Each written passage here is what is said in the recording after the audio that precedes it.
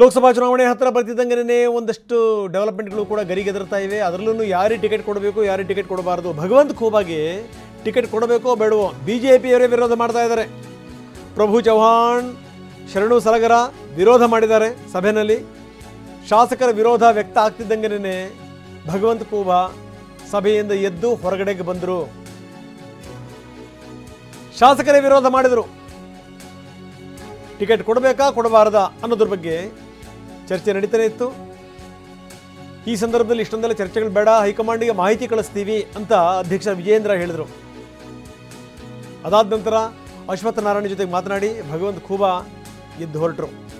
ಬೀದರ್ ಕ್ಷೇತ್ರದ ಅಭಿಪ್ರಾಯ ಸಂಗ್ರಹದ ಸಂದರ್ಭದಲ್ಲಿ ಈ ಘಟನೆ ನಡೀತು.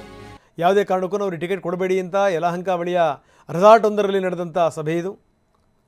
ಸಭೆಯ ಸಂದರ್ಭದಲ್ಲಿ ಭಗವಂತ ಖೂಬಾಗೆ ಟಿಕೆಟ್ ಕೊಡಬಾರದು ಅಂತ ಇಬ್ಬರು ಶಾಸಕರು ವಿರೋಧ ಮಾಡಿದರು, ಶರಣು ಸಲಗರ ಮತ್ತು ಪ್ರಭು ಚವ್ಹಾಣ್.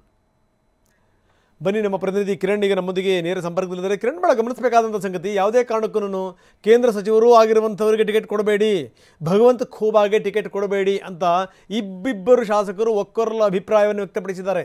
ಏನು ನಡೀತು?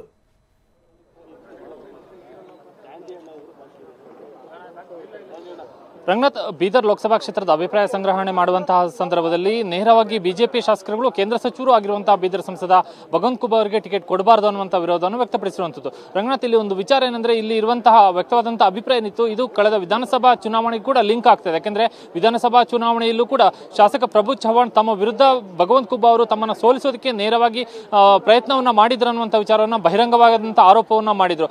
ಆ ಸಂದರ್ಭದಿಂದ ಮುನಿಸಿ ಏನಿದೆ ಪ್ರಭು ಚವ್ಹಾಣ್ ಮತ್ತು ಭಗವಂತ ಖೂಬಾ ನಡುವಿನ ಮುನಿಸು, ಅದು ಇವತ್ತಿನ ಅಭಿಪ್ರಾಯ ಸಂಗ್ರಹ ಸಭೆಯಲ್ಲೂ ಕೂಡ ವ್ಯಕ್ತವಾಗಿದೆ. ಇಲ್ಲಿ ಪ್ರಭು ಚವ್ಹಾಣ್ ಅವರ ಜೊತೆಗೆ ಉಳಿದಂತಹ ಬೀದರ್ ಜಿಲ್ಲೆಯ ಶಾಸಕರುಗಳು ಕೂಡ ಧ್ವನಿಗೂಡಿಸಿದ್ದಾರೆ.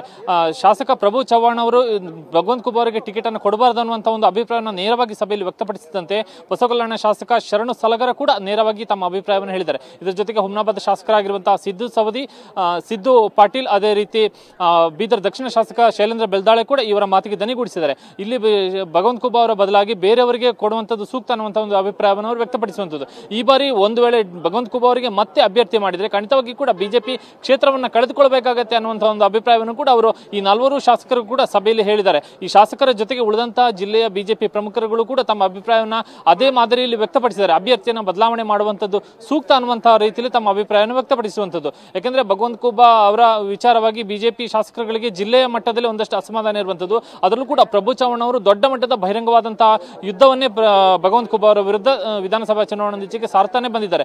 ಇವತ್ತಿನ ಸಭೆಯಲ್ಲೂ ಕೂಡ ಅವರೇ ಆರಂಭಿಕವಾಗಿ ಧ್ವನಿ ಎತ್ತಿ ನಂತರ ಉಳಿದ ಶಾಸಕರ ಬೆಂಬಲವನ್ನು ಕೂಡ ಅವರು ಪಡೆದುಕೊಳ್ಳಲು ಯಶಸ್ವಿಯಾಗಿದ್ದಾರೆ. ಹಾಗಾಗಿ ಶಾಸಕರಿಂದ ನೇರವಾಗಿ ಅಭಿಪ್ರಾಯ ವ್ಯಕ್ತವಾದಂತಹ ಕಾರಣಕ್ಕಾಗಿ ಮುಜುಗರಕ್ಕೊಳಗಾದಂತಹ ಕೇಂದ್ರ ಸಚಿವ ಭಗವಂತ ಖೂಬಾ ಸಭೆಯಿಂದ ಹೊರ ನಡೆದಿದ್ದಾರೆ. ಧನ್ಯವಾದ ತಮ್ಮೆಲ್ಲ ಮಾಹಿತಿಗೆ.